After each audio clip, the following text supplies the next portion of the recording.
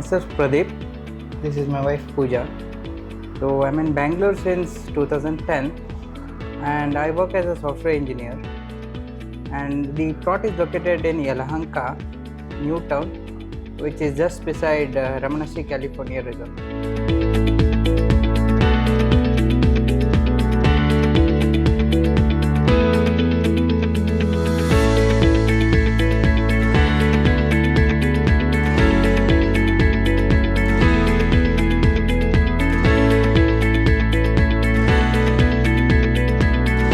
First ನಾವು flats ಎಲ್ಲ ನೋಡ್ತಾ ಇದ್ವಿ, ಬಟ್ ನಮ್ಮಿಬ್ರಿಗೂ ಮನೆ ಕಟ್ಟಿಸ್ಬೇಕು ಅಂತ ತುಂಬ ಇತ್ತು.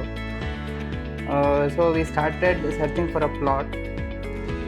V search for around 2 years ಆಗಿರ್ತದೆ. ಕೋವಿಡ್ ಟೈಮಲ್ಲಿ ಪ್ರತಿ ವೀಕೆಂಡ್ ಹೋಗ್ತಿದ್ವಿ, ಬರೀ ಕಟ್ಟಿರೋ ಮನೆದು ಸೈಟು ಅವೆಲ್ಲ ನೋಡೋಕ್ಕೆ ಹೋಗ್ತಿದ್ವಿ. ಆಮೇಲೆ ಫೈನಲಿ ಈ ಪ್ಲಾಟ್ ಡಿಸೈಡ್ ಆಗಿ ಇದನ್ನು ಸೆಲೆಕ್ಟ್ ಮಾಡಿದ್ವಿ. So this we got it from a broker. And then we started looking for a construction company. We searched for around 2 years, almost 2 years full search ಮಾಡಿದ್ವಿ. ಪ್ರತಿ ಬೆಂಗಳೂರಲ್ಲಿ ಪ್ರತಿಯೊಂದು ಕಡೆ ಹೋಗ್ಬಿಟ್ಟು ಪ್ರತಿಯೊಂದು ಕನ್ಸ್ಟ್ರಕ್ಷನ್ ಕಂಪ್ನಿ, ದೊಡ್ಡ ದೊಡ್ಡ ಕನ್ಸ್ಟ್ರಕ್ಷನ್ ಕಂಪ್ನಿಲೆಲ್ಲ ಹೋಗಿ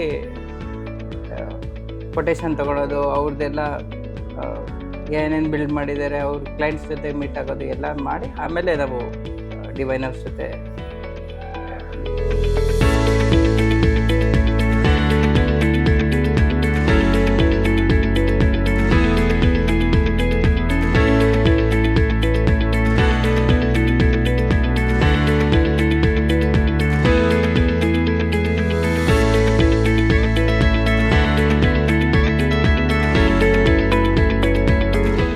ನಮ್ಮ ಸೈಟ್ ಬಂದುಬಿಟ್ಟು 30/45 ಸೌತ್ ಫೇಸಿಂಗ್ ಇದೆ.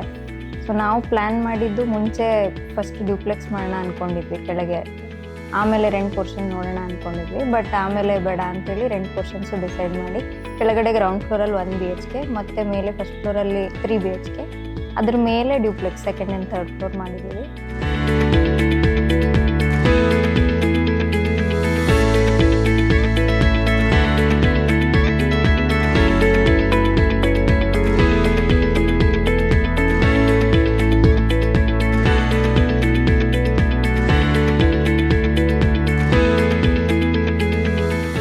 ನಮ್ಮ ಮನೆಗೆ ಡೋರ್ ನನಗೆ ದೊಡ್ಡದಾಗಿ ಬೇಕಾಗಿತ್ತು.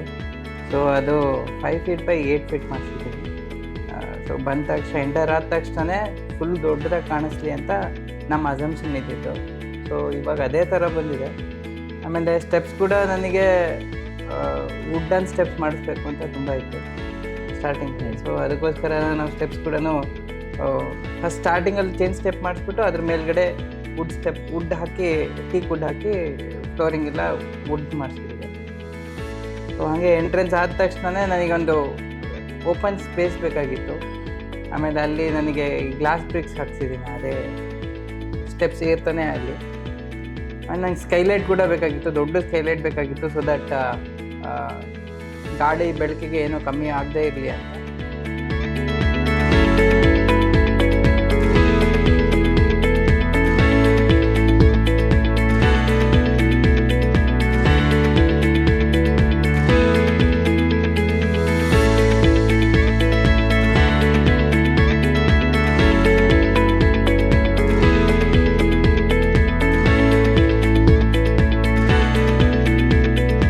ಡಿಸೈನ್ ಫೇಸ್ ಆದಮೇಲೆ ಕನ್ಸ್ಟ್ರಕ್ಷನ್ ಶುರು ಆಯಿತು.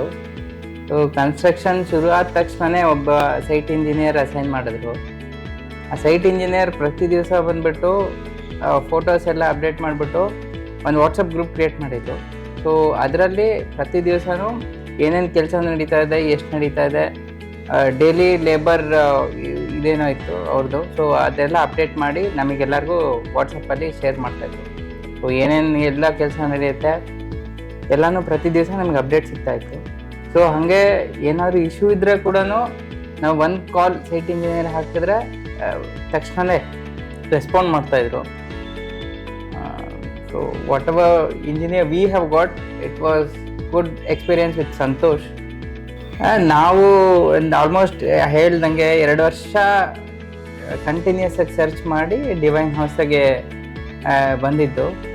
So compare to other already develop ಆಗಿರೋ ಕಂಪ್ನೀಸ್ಗಿಂತ as this is still a growing company they'll take care of your construction much more better than the other companies ಅಂತ ನನ್ನ ಅನುಭವ. ಹೌಸ್ ಕನ್ಸ್ಟ್ರಕ್ಷನ್ ಎಲ್ಲ ನಮ್ಮ ಪ್ಲ್ಯಾನ್ ಥರನೇ ಬಂದಿದೆ. So thank you Divine House for constructing such a beautiful house.